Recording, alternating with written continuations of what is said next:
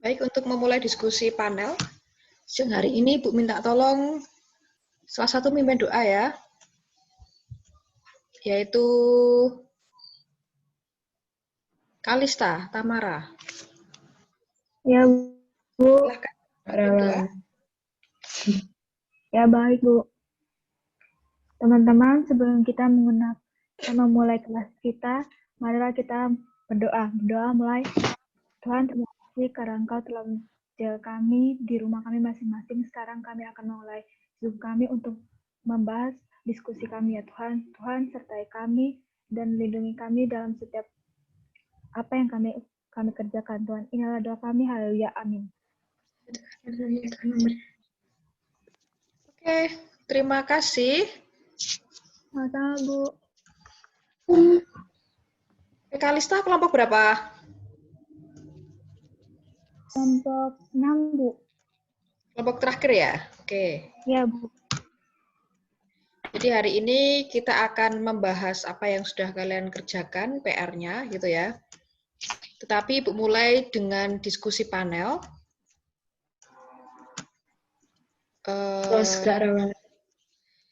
Seandainya nanti saat Zoom itu sinyal dari Ibu tidak begitu bagus, nanti silahkan kalian menunggu gitu ya. Dan ini Ibu rekam agar walaupun terputus tetap ada rekaman yang bagus begitu. Karena biasanya semakin siang itu Zoom-nya semakin terkendala. Tapi mudah-mudahan tidak ada kendala. Amin, Bu. Amin gitu ya. Ini semuanya baik-baik saja? Baik-baik, Bu. Baik-baik. Baik, Bu. Sehat. Bu, sehat. Jadi tetap jaga kondisi ya. Baik, Bu. Iya, Bu.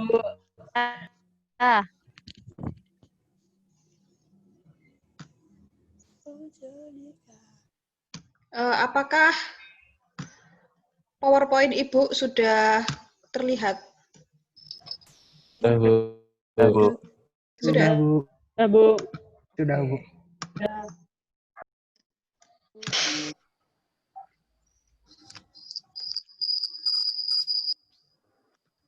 Yang akan kita bahas hari ini.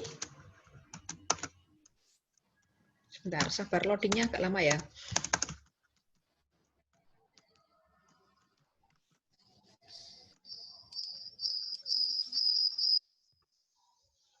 Yang akan kita bahas hari ini ada 3 hal, yaitu mengenai pengertian masalah, kemudian cara-cara untuk memecahkan masalah, dan pengertian penelitian.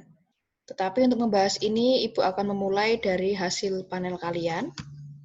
Tapi sebelumnya, Ibu akan mengungkapkan ada sedikit ungkapan dari Best and Can, yaitu sumber utama dari mata kuliah dasar-dasar, bahwa one of the most difficult phase in the research is the choice of a suitable problem. Jadi ternyata salah satu fase yang paling sulit dalam penelitian itu adalah memilih permasalahan yang sesuai. Jadi masalah itu menjadi suatu hal yang penting dalam penelitian, bahkan dijelaskan lagi bahwa jika peneliti itu sudah benar-benar menemukan permasalahan, maka pekerjaan penelitian itu sudah 50% selesai. Nah, akibatnya apa? Ketika peneliti sudah menemukan masalah, oleh karena itu, dalam menemukan masalah itu merupakan pekerjaan yang tidak mudah, karena banyak orang itu menganggap itu merupakan permasalahan, padahal sebenarnya itu bukan suatu masalah. Gitu ya. Jadi walaupun sangat penting, tetapi harus hati-hati dalam menentukan suatu permasalahan. Nah, untuk membahas yang pertama, mengenai pengertian masalah, Ibu akan memanggil 2 kelompok. Tadi yang memimpin doa kelompok 6, berarti yang membahas pengertian masalah, Ibu minta perwakilan dari kelompok 5. Oke, perwakilan kelompok 5 siapa?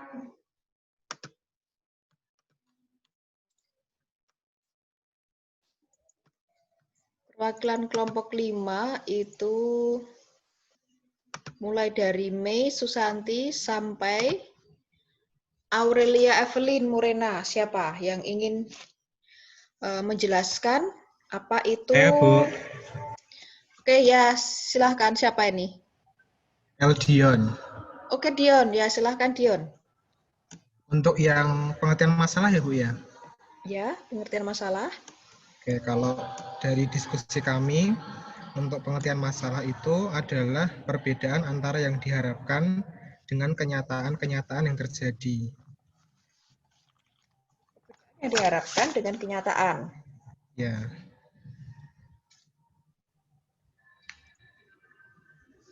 Ada lagi?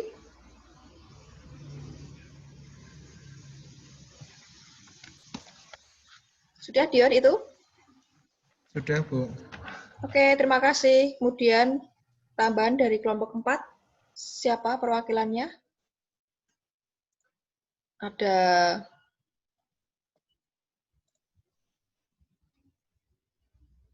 Petrus Bangkit sampai Deodatus Aryan Umbu.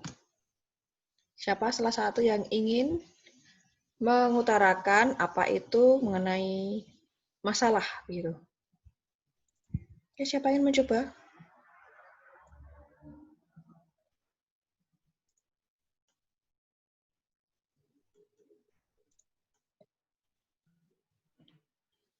Bu, saya yang akan jawab. Oke, siapa ini?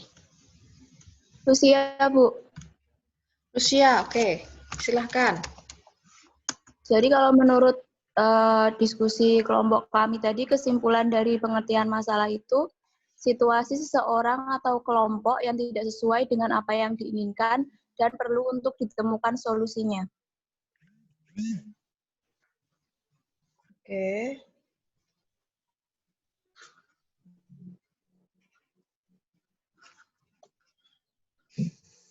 Oke, terima kasih Lucia.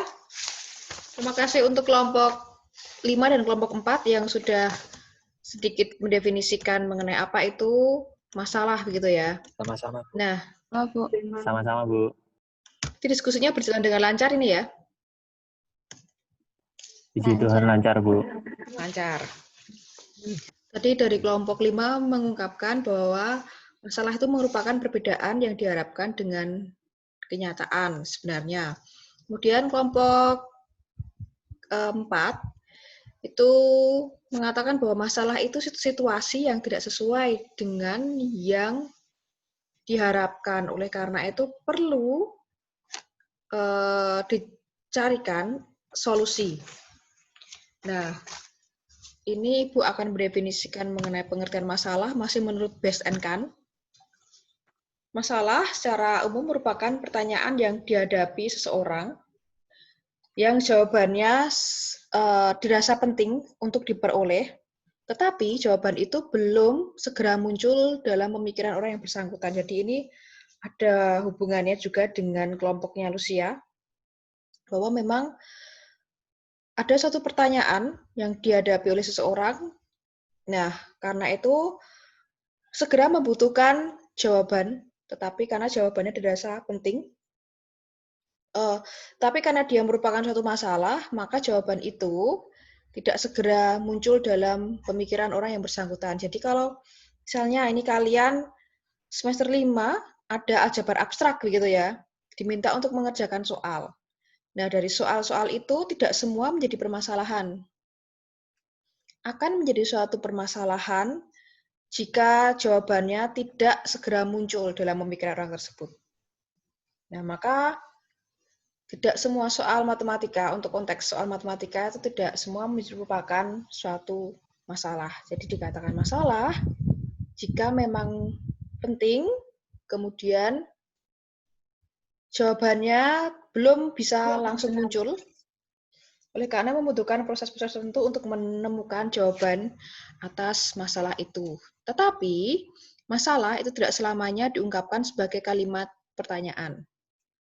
Contohnya apa? Ini berhubungan dengan apa yang sudah diungkapkan oleh kelompok 5, yaitu kelompoknya Dion tadi. Kalau menurut Ibu, setelah melihat atau membaca beberapa referensi, bahwa masalah itu secara umum merupakan kesenjangan atau gap antara harapan, yang dalam hal ini kondisi ideal, kondisi yang seharusnya, kondisi yang baik, dengan kenyataan yang ada. Nah, misalnya, ini ada harapan bahwa USD, Universitas Sanata Dharma, itu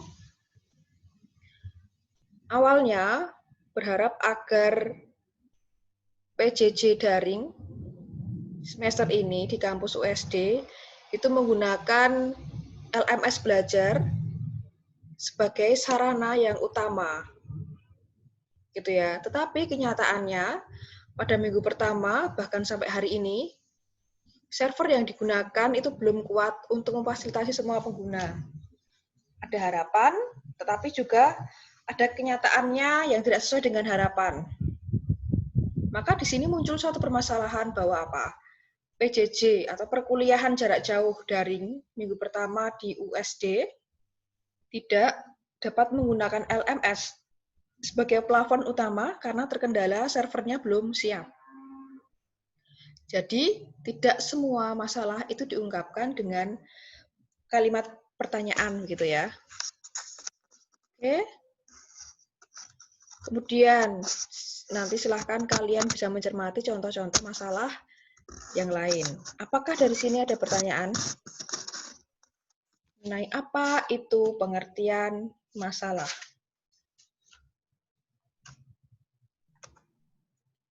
Belum, Bu. Belum ada. Oke, jadi Belum. nanti kalau kalian kebetulan skripsinya itu mengambil mengenai permasalahan atau masalah matematis, nah kalian harus bisa membedakan soal yang itu merupakan masalah dan hanya sekedar soal saja, tapi dia bukan merupakan suatu masalah, begitu ya. Bisa membedakan itu?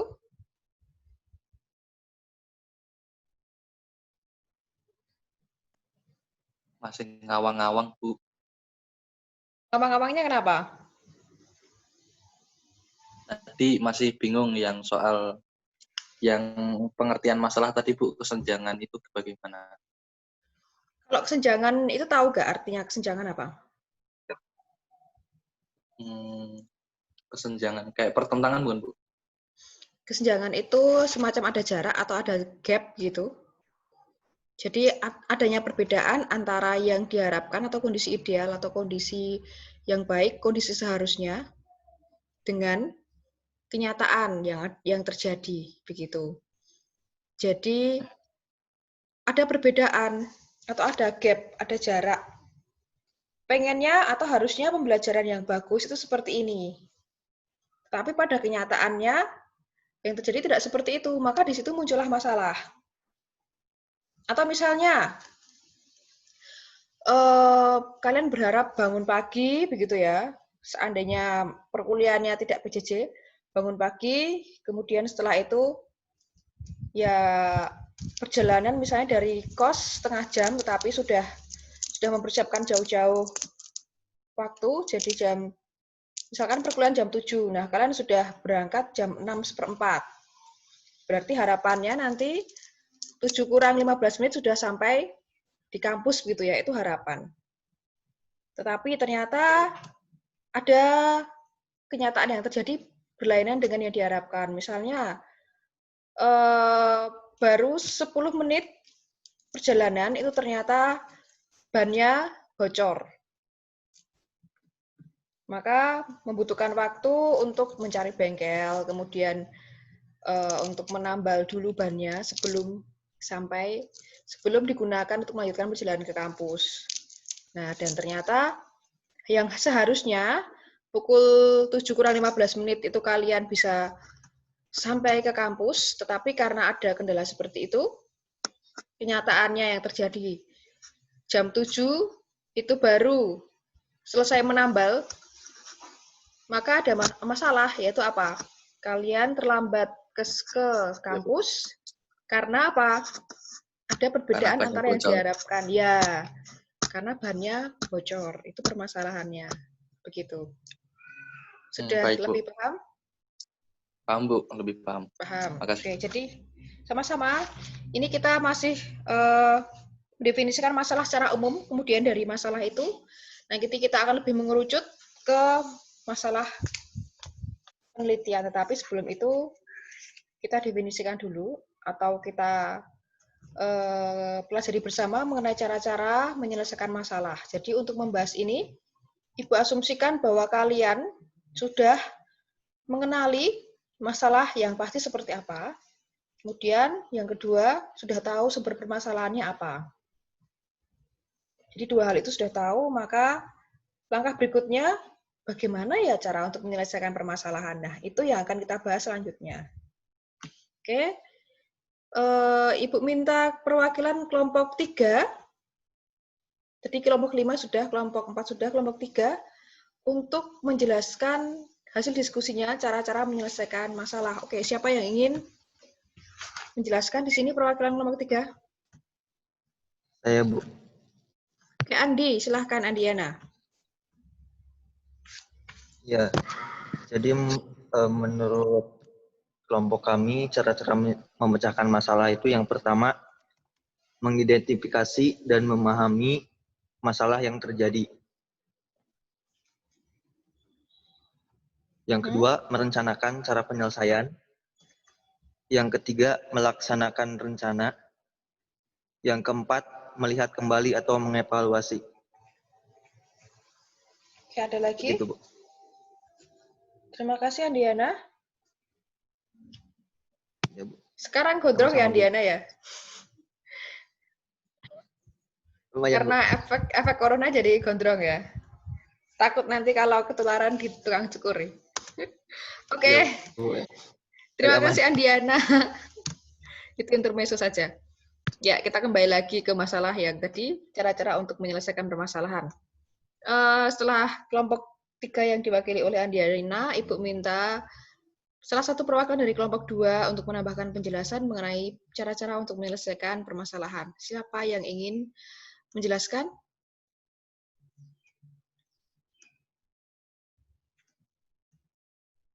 Perwakilan kelompok 2.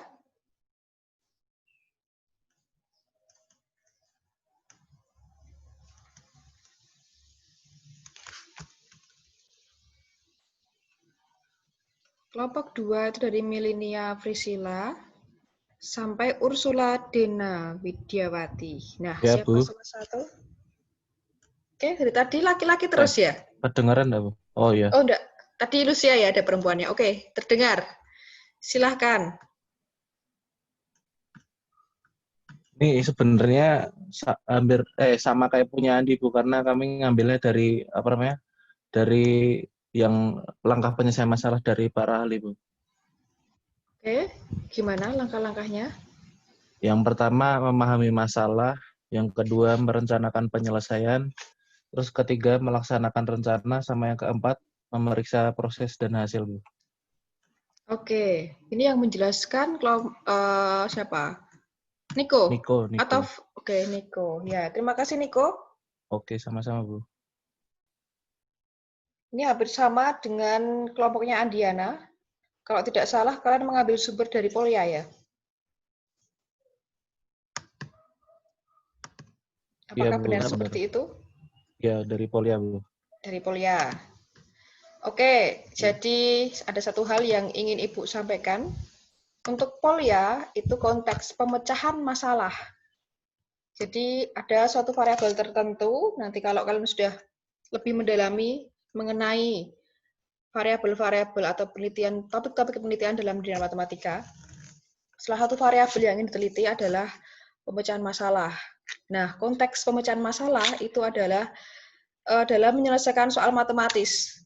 Jadi bukan permasalahan secara umum, padahal yang Ibu inginkan sebenarnya cara menyelesaikan masalah secara umum, tapi tidak apa-apa, karena mungkin kalian juga belum begitu memahami konteksnya ya. Jadi untuk Polya, itu seperti variabel yang lain, misalnya ada hasil belajar, komunikasi matematis, kemudian berpikir kritis.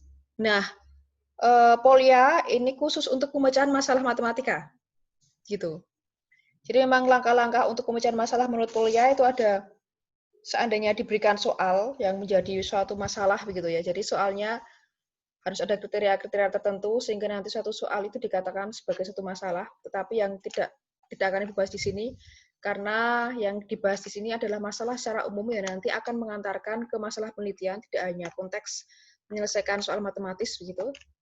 Kalau menurut Polya itu memang ketika siswa itu diberikan suatu permasalahan, jadi soal yang menjadi masalah, maka langkah-langkah untuk memecahkan masalah itu memang langkahnya yang pertama, memahami masalah dulu, kemudian setelah memahami, merencanakan penyelesaiannya seperti apa. Setelah itu melaksanakan penyelesaian, biasanya itu dengan memberikan bukti-bukti langkah-langkahnya, kemudian setelah itu dilihat kembali. Nah, langkah ini sebenarnya dalam konteksnya pemecahan masalah menurut Polya. Tapi tidak apa-apa. Oke, sekarang Ibu akan bertanya saja. Ini yang pertama, mungkin kepada Emilia Padma. Iya, Bu. Nah, Emil sudah pernah mempunyai masalah ya? Iya, Bu. Oke, ini masalah pribadi ataupun masalah yang lain, tapi Ibu tidak akan bertanya masalahnya apa. Seandainya kalau Emil sedang mempunyai masalah, kira-kira apa yang Emil lakukan? Menganalisis sih, Bu, pertamanya. Kenapa masalah itu bisa terjadi gitu loh. Setelah itu? Terus memikirkan gimana caranya bisa menyelesaikan masalah itu tanpa tanpa membuat masalah yang lain. Oke, yang khusus nomor 2 tadi yang kamu sebutkan, Emil, dalam rangka menyelesaikan masalah atau dalam rangka untuk mendapatkan solusi atas masalah itu, yang Emil lakukan apa?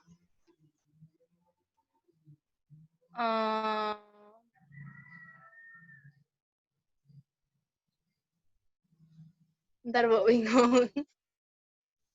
Ini sudah pernah kan mengalami masalah atau mempunyai masalah? Pernah, Bu. Atau misalnya biasanya kalau semisal buntu tuh kadang minta saran sama teman atau orang yang lebih tua gitu. Kalau enggak ya dibikin sendiri, Bu. Dipikir sendiri.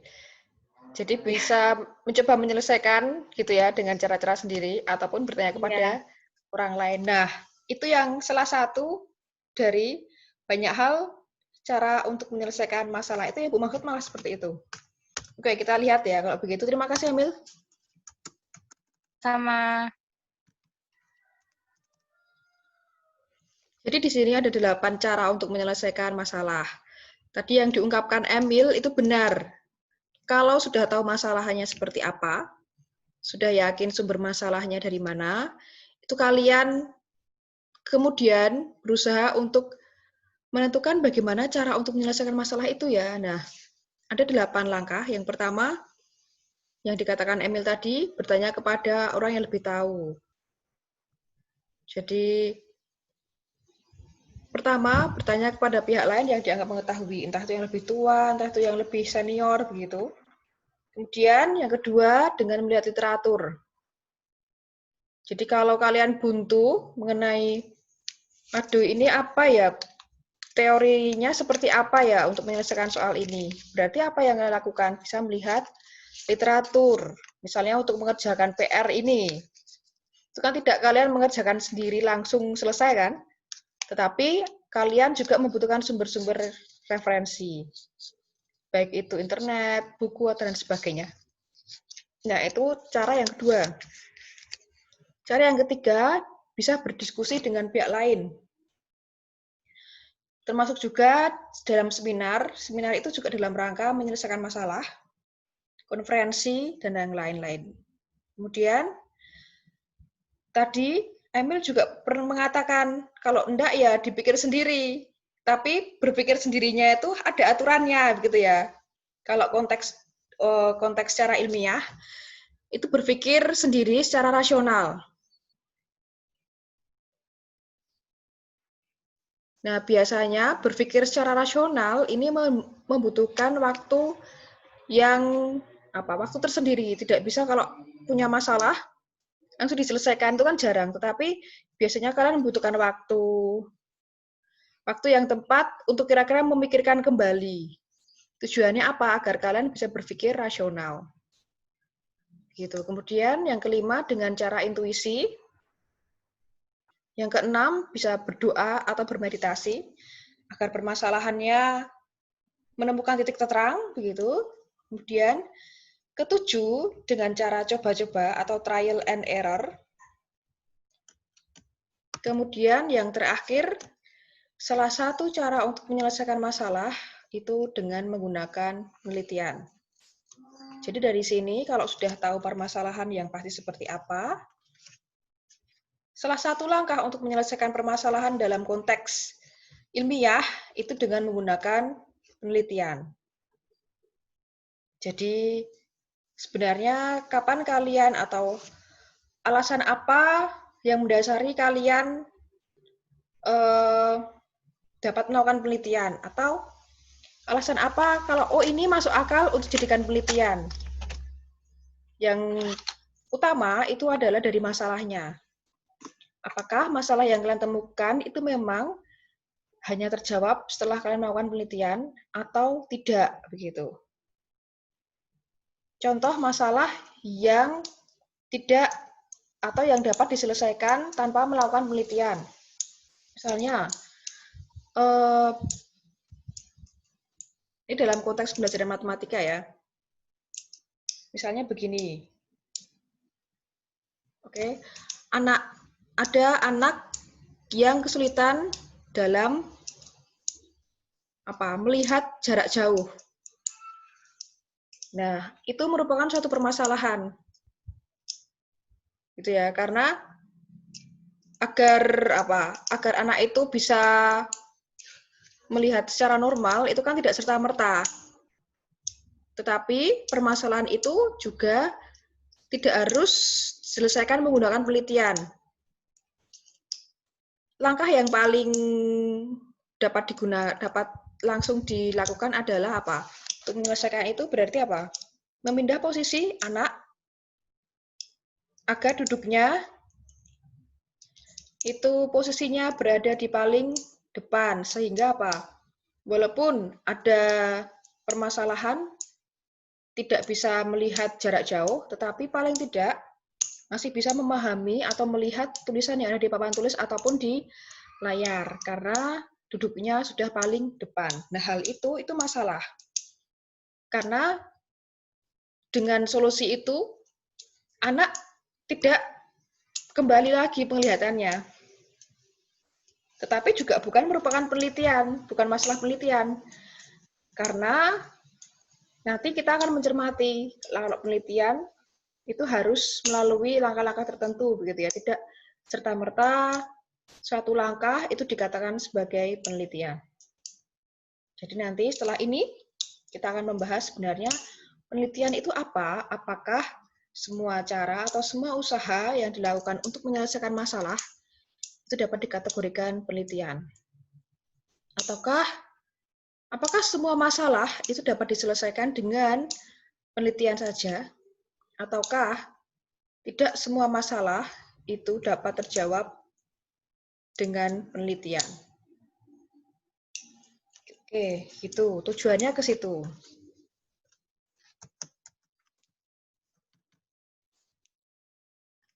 Sebelumnya, ini Bu akan sedikit menjelaskan mengenai sumber-sumber atau asal munculnya masalah. Biasanya, permasalahan itu muncul karena dari apa? Pertama, dari kesulitan yang dihadapi seseorang. Kemudian ada keinginan untuk mengembangkan diri. Bisa juga dari tugas. Dan yang terakhir, bisa juga dari rasa ingin tahu terhadap suatu hal tertentu. Ini tidak akan dibahas lebih dalam. Karena selanjutnya Ibu akan membahas materi yang ketiga, yaitu mengenai pengertian penelitian. Oke, yang belum bersuara untuk perwakilan kelompok 1, silahkan menjelaskan apa itu pengertian penelitian. Oke, kelompok 1. NIM pertama sampai Rizkyanto. Dari Kesia sampai Rizkyanto, siapa yang ingin menjelaskan perwakilannya?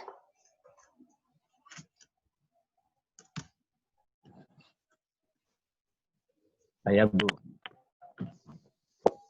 Oke, ini laki-laki lagi.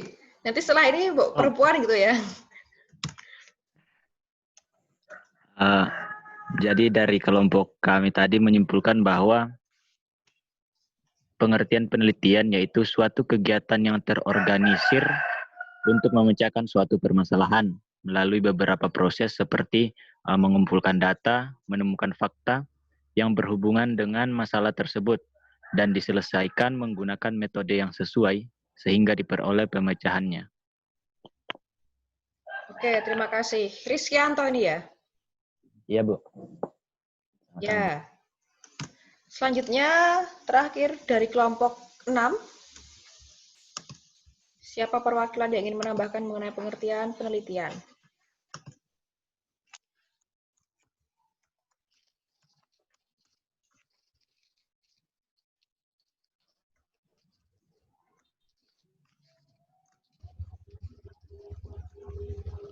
Saya, Bu, mungkin kedengaran nggak? Terdengar siapa ya di situ ya? Rahel. Rahel. Oke, silahkan Rahel. Kalau dari kelompok 6 tadi menyimpulkan penelitian adalah cara ilmiah untuk mendapatkan data dengan tujuan dan kegunaan tertentu yang pemecahannya memerlukan maaf Bu. Penelitian adalah kegiatan mengumpulkan data, mengolah data, menganalisis data, dan menyajikan data secara sistematis dan objektif yang bertujuan untuk membuktikan, mengembangkan, dan membuat penemuan baru yang dapat dipertanggungjawabkan. Oke, terima kasih Rahel. Apakah itu mengacu ke penelitian tertentu atau secara umum ya? Kalau dari kelompok kami mungkin secara umum, Bu. Oke, secara umum ya. Terima kasih Rahel dan kawan-kawan.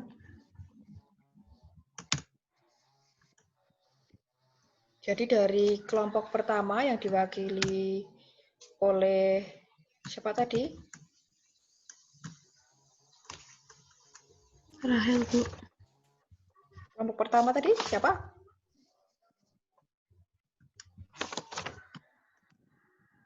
Rizkyanto. Ya, Bu. Itu mengungkapkan bahwa penelitian itu kegiatan terorganisir untuk memecahkan masalah gitu ya. Itu intinya seperti itu. Kemudian yang diungkapkan Rahel, cara ilmiah untuk mengolah data, mengumpulkan, menganalisis.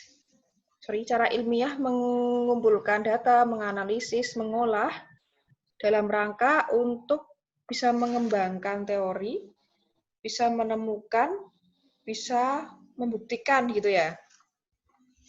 Oke, mungkin itu lebih spesifiknya yang untuk kelompok 6 akan sangat cocok untuk penelitian yang berbau kuantitatif. Nanti akan dibahas lebih lanjut setengah semester berikutnya gitu ya. Tapi secara umum Ibu akan menjelaskan pengertian penelitian menurut beberapa sumber yang bisa kalian lihat di layar. Menurut BSN-kan, penelitian itu dapat didefinisikan sebagai analisis yang objektif dan sistematis, serta perekaman observasi yang terkontrol dengan tujuan mengarah pada pengembangan dari penyimpulan secara umum, mengembangkan prinsip, teori, ataupun mendapatkan hasil atas prediksi dan kemungkinan dari suatu kejadian. Itu menurut BSN-kan. Kata kunci di sini ada systematic and objective analysis. Jadi ada sesuatu yang dilakukan secara sistematis dan dianalisis secara objektif. Itu kalau menurut Best and Kahn. Kemudian kalau menurut Kerlinger dan Lee, scientific research, jadi penelitian saintifik itu merupakan investigasi secara sistematis, terkontrol, empiris, amoral, publik dalam arti memang layak dikonsumsi secara umum dan secara kritis atas fenomena alami begitu. It is guided, jadi dipandu oleh teori. Jadi sebelumnya sudah ada teori dulu dan hipotesis mengenai asumsi sebelumnya yang berhubungan terhadap fenomena tertentu. Begitu. Jadi langkahnya itu tidak asal-asalan, tetapi harus sistematis, terkontrol, dan sebagainya. Itu menurut Kerlinger. Kemudian kalau menurut Frankel and Wollen, research can mean apa? Sort of careful, systematic, patient study and investigation. Jadi investigasi dan suatu study atau studi yang dikerjakan secara hati-hati, sistematis, dan juga patient itu bukan sabar ya, tetapi apa? Lebih tidak dalam waktu yang singkat begitu pada beberapa bidang ilmu pengetahuan. Jadi dari 3 sumber ini bisa kita lihat bersama, bisa kita sintesis bahwa penelitian itu merupakan satu proses gitu ya. Entah itu proses menganalisis, entah itu merupakan proses mengobservasi, kemudian menginvestigasi, dan proses itu dilakukan dengan sistematis, objektif, terkontrol, hati-hati, begitu, sehingga itu nanti akan mengarahkan pada suatu hasil. Biasanya hasilnya itu bisa mengarahkan pada menghasilkan teori tertentu atau menghasilkan suatu kepastian dari prediksi sebelumnya atau menghasilkan teori dari suatu hipotesis begitu yang dilakukan dalam bidang tertentu. Itu merupakan sintesis dari 3 sumber yang mengartikan apa itu penelitian. Nah, kalau menurut Ari Kunto, di mana Ari Kunto ini merupakan salah satu tokoh dalam pendidikan, maka konteksnya di sini adalah pembelajaran. Mengartikan bahwa penelitian itu merupakan kegiatan untuk mencermati objek, menggunakan cara atau aturan tertentu dengan metodologi tertentu, tujuannya memperoleh data atau informasi untuk meningkatkan mutu pembelajaran. Jadi sudah spesifik ke pembelajaran. Kemudian menurut Pak Suarsono, karena beliau juga sudah membuat buku mengenai penelitian, gitu, terutama penelitian kualitatif. Nah, penelitian itu usaha, kalau dikaitkan dengan tadi permasalahan, maka usaha untuk memecahkan masalah yang dilakukan secara terencana, terarah, sistematis. Nah, biasanya untuk memecahkan masalah itu banyak faktor-faktor yang mempengaruhi. Oleh karena itu, faktor-faktor yang kira-kira relevan dengan masalah itu perlu dipertimbangkan secara rasional dan matang untuk mencari jawaban atas masalah. Nah, selain itu, setiap jawaban itu juga perlu diuji kebenarannya yang berlaku atau sesuai dengan bidang ilmu yang menaungi permasalahan tersebut. Jadi kalau masalah itu merupakan masalah dalam belajar matematika, berarti harus didasarkan pada uji yang sesuai dalam pendidikan matematika. Itu maksudnya. Jadi kalau Pak Suarsono ini lebih ke mendefinisikan penelitian yang bersumber dari suatu permasalahan, maka kalau dihubungkan ke situ, maka penelitian itu cara untuk memecahkan masalah. Tetapi pelaksanaannya pun harus seperti yang diungkapkan sumber tadi, terencana, terarah, sistematis, begitu ya. Kemudian juga perlu mempertimbangkan faktor-faktor yang rasional. Selain itu, jika sudah tahu jawaban atas pemecahan masalah itu, harus diuji jawabannya. Itu kalau dari Pak Suarsono. Setelah itu Ibu ingin menjelaskan sedikit mengenai tujuan penelitian. Kalau tadi kelompok 6 sudah menyinggung sedikit, penelitian itu dalam rangka bisa untuk menemukan teori, bisa untuk menguji teori tertentu, bisa juga untuk mengembangkan. Nah, kalau mengembangkan dan menjelaskan atau tujuan yang kedua, itu berhubungan dengan penelitian pengembangan. Jadi ada satu teori, atau ada suatu kajian tertentu, kemudian dikembangkan. Itu merupakan penelitian pengembangan. Bisa juga untuk memperoleh informasi baru, gitu. Kemudian bisa juga untuk merancang, memprediksi, atau mengontrol suatu ubahan. Ini bisa berhubungan dengan membuktikan teori baru. Jadi membuktikan teori yang sudah ada. Jadi ada teori, kemudian apakah benar teorinya itu berlaku seperti itu. Maka ini bisa masuk dalam tujuan yang ketiga. Oke, itu berkaitan dengan tujuan penelitian. Kalau fungsi penelitian, bisa kalian baca sendiri, bisa menemukan sesuatu yang baru. Jadi finding begitu ya. Awalnya belum ada, dari yang belum ada menjadi ada. Kalau mengembangkan, dari yang ada diinovasi atau diperbarui. Beda ya, kalau menemukan dari yang belum ada menjadi ada, kalau mengembangkan dari yang sudah ada menjadi hal yang baru. Begitu. Kemudian, atau bisa juga melakukan validasi terhadap teori lama. Biasanya ini penelitian kuantitatif. Ataupun bisa penelitian bertujuan untuk menemukan permasalahan penelitian. Nah, untuk fungsi yang keempat, itu merupakan penelitian lanjutan. Bisa merupakan desain riset gitu ya. Biasanya dilakukan oleh orang-orang yang memang sudah terbiasa meneliti. Jadi, untuk sekedar menemukan masalahnya sebenarnya apa, itu harus dilakukan dengan penelitian. Misalnya, dalam implementasi kurikulum 2013, itu kan banyak guru-guru yang mengeluh, begitu kan. Di awal-awal, ketika pembelajaran atau kurikulum 2013, atau pembelajaran saintifik diterapkan, itu kan banyak guru yang mengeluh. Nah, maka sebenarnya permasalahannya apa? Itu juga bisa dilakukan penelitian untuk menemukan permasalahan yang terjadi sebenarnya apa. Jadi perlu langkah-langkah tertentu. Begitu. Jadi masalah yang terjadi apa? Ada keluhan dari guru. Tetapi permasalahan yang pasti seperti apa? Belum ditemukan. Yang tahu hanya ada fenomena guru mengeluh, begitu ya, ketika pembelajaran menggunakan K13.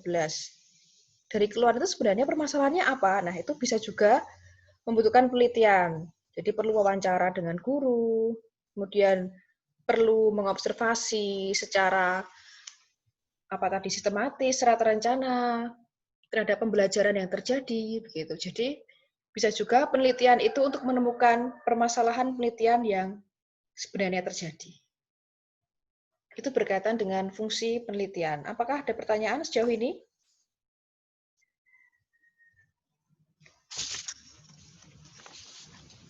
Ada pertanyaan dari kalian? Belum ya? Kalau belum lanjutkan lagi. Oke. Nah, kemudian Ibu ingin mencermati atau memberikan contoh permasalahan dalam penelitian. Tadi kalian sudah sempat diskusi ya? Mengenai latar belakang yang Ibu bagi tadi? Ya, Bu, sudah. Sudah, jadi Ibu ingin menampilkan itu.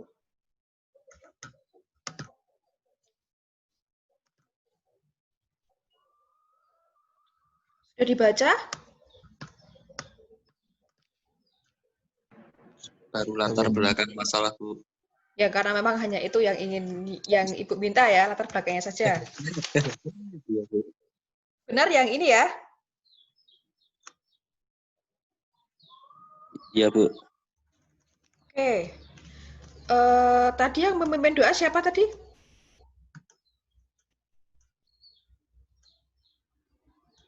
Gimana, Bu? Yang memimpin doa tadi siapa? Kalista, Bu. Tamara, Ya. Bu. Kalista Tamara, silahkan menunjuk temannya untuk menjelaskan permasalahan yang ada di latar belakang itu apa saja. Siapa, Kalista? Aduh, Bu. Siapa ya, Bu? Kristi, Bu. Kristi, oke Kristi. Halo Kristi. Halo, saya Bu. Ya, Kristi. Oh, terlihat tidak ya di layar ya? Belakangnya terlihat. Ya, Bu. Latar belakangnya terlihat di layar? Terlihat, Bu. Oke. Bisa mengungkapkan masalah apa saja yang kamu temukan? Kelihatan.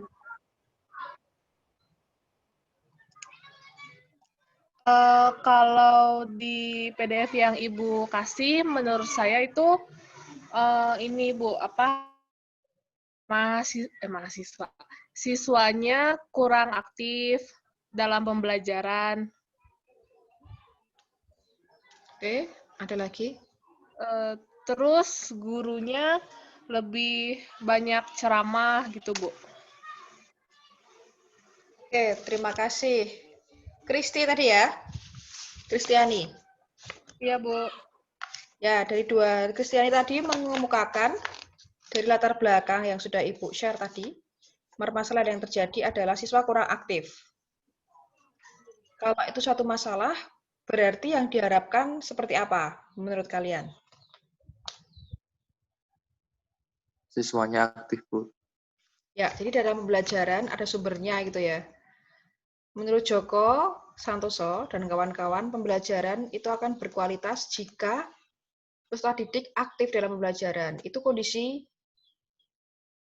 idealnya. Tetapi yang terjadi dari hasil observasi apa? Siswa pasif. Yaitu biasanya hanya akan aktif ketika diminta untuk mengemukakan pendapat.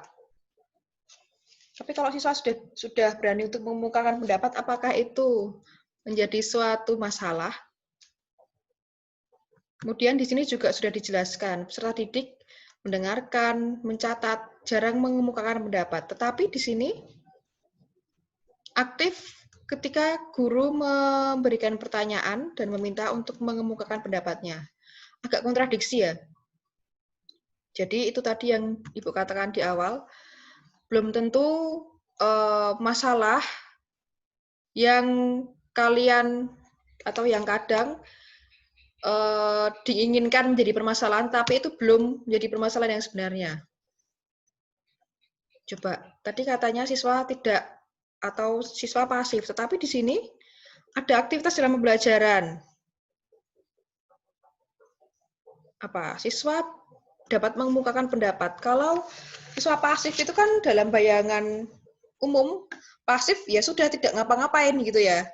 Ketika diminta mencatat tidak mencatat, ketika diminta berpendapat tidak berpendapat, ketika diminta untuk bertanya tidak juga mengungkapkan pertanyaan, nah itu baru pasif. Tetapi kalau ada aktivitas seperti itu, apakah memang benar dapat dikatakan siswanya itu pasif? Nah, itu yang perlu dicermati kembali. Maka kalian pertama harus mengenali permasalahannya dulu. Sehingga memang perlu dipastikan dan memang diyakini yang kalian ungkapkan itu benar-benar suatu permasalahan. Kemudian itu ya.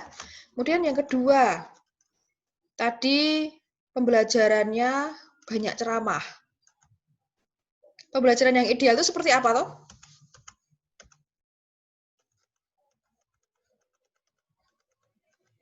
Tidak ada penjelasan di sini ya, mengenai pembelajaran yang ideal. Jadi kalau yang pertama tadi sudah tahu bahwa memang pembelajaran yang dalam pembelajaran yang ideal itu siswanya harus aktif. Maka kalau kurang pasif itu jadi suatu masalah. Tetapi perlu diteliti fenomena-fenomena yang terjadi itu memang apakah menyatakan bahwa siswa itu memang pasif. Itu yang pertama.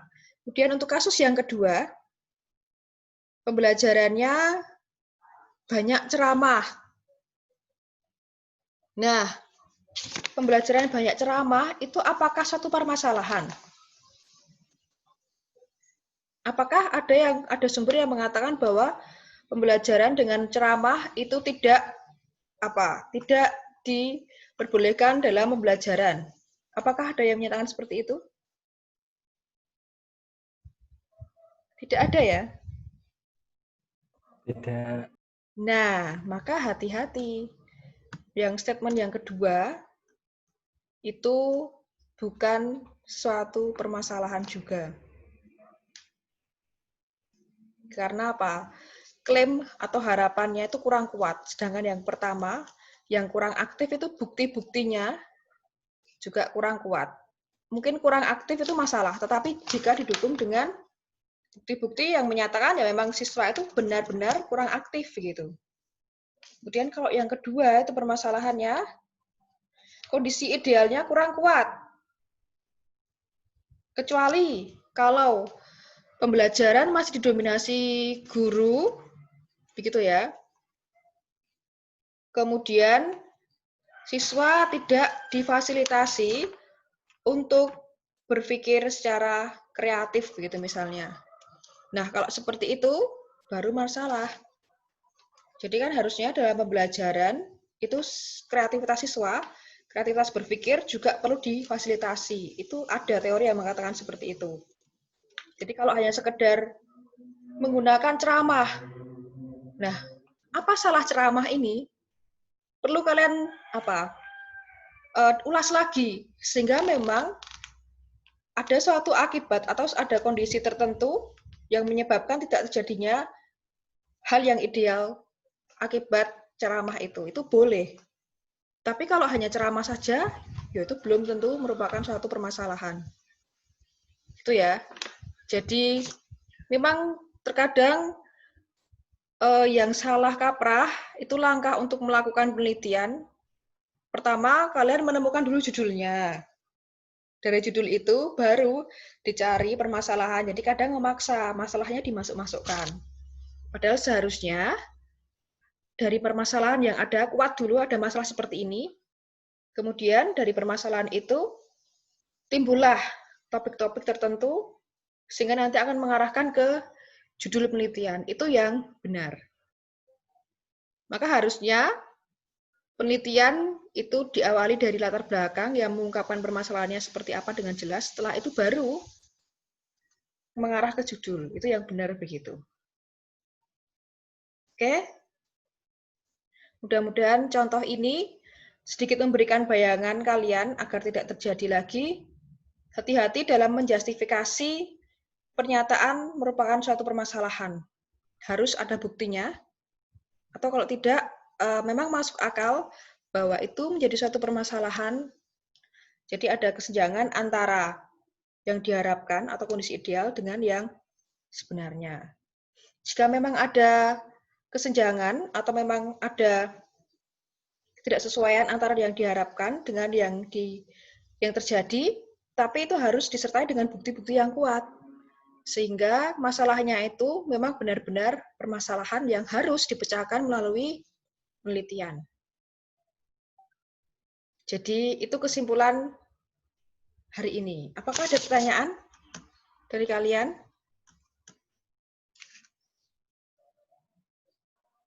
Belum, Bu. Belum. Ini ada pemilihan masalah dalam penelitian.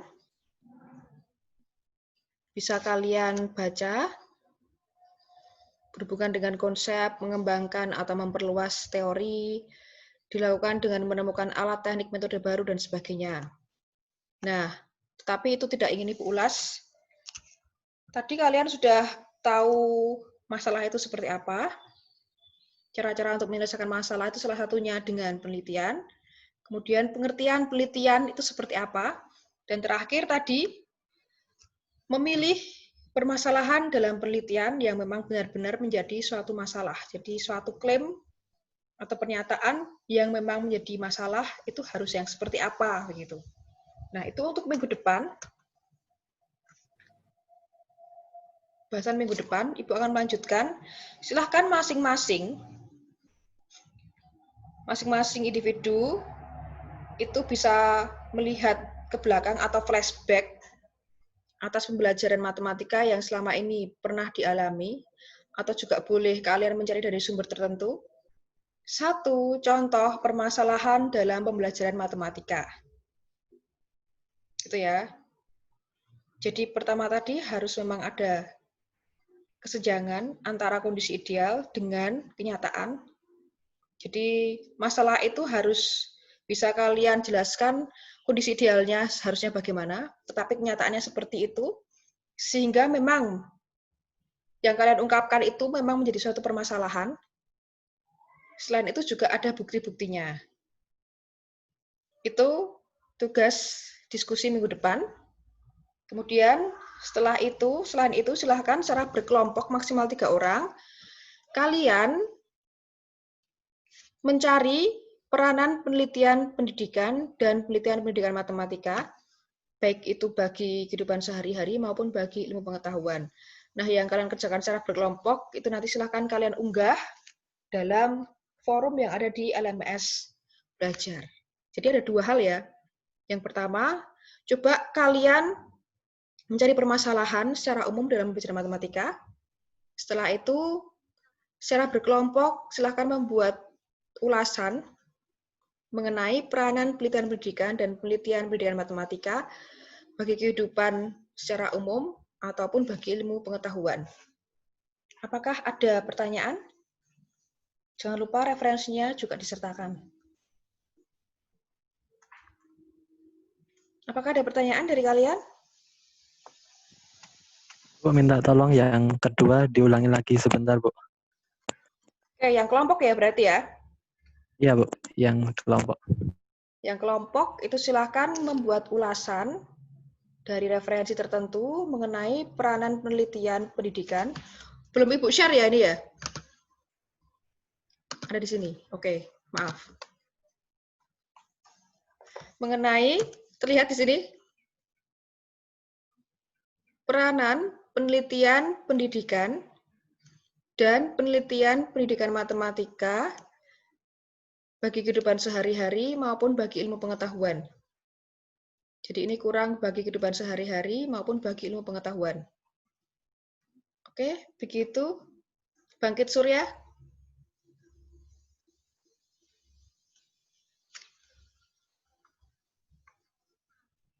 Apakah yang lainnya juga sudah cukup jelas?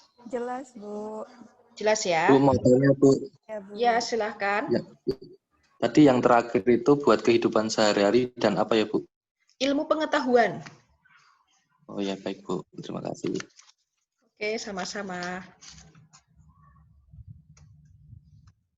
Oke, kalau tidak ada, ya perkuliahannya kurang lebihnya akan seperti ini. Untuk mungkin 3 pertemuan, jadi ini pertemuan pembahasan yang pertama, kedua, dan ketiga, tapi setelah itu nanti lebih banyak workshop mengenai contoh-contoh dan topik-topik permasalahan dalam pembelajaran matematika yang terkini. Begitu ya. Jadi lebih santai perkuliahannya. Asalkan kalian hadir dalam perkuliahan tidak dalam keadaan kosong, karena ketika kalian belum membahas atau belum Ibu berikan PR nanti bingung, belum ada bayangan apa-apa gitu ya. Maka walaupun santai tapi di setiap akhir pertemuan Ibu akan memberikan penugasan yang dibahas pada pertemuan berikutnya. Begitu? Apakah ada pertanyaan? Kalau tidak, Ibu akhiri untuk pertemuan hari ini. Jangan lupa tugasnya ya. Baik, Bu.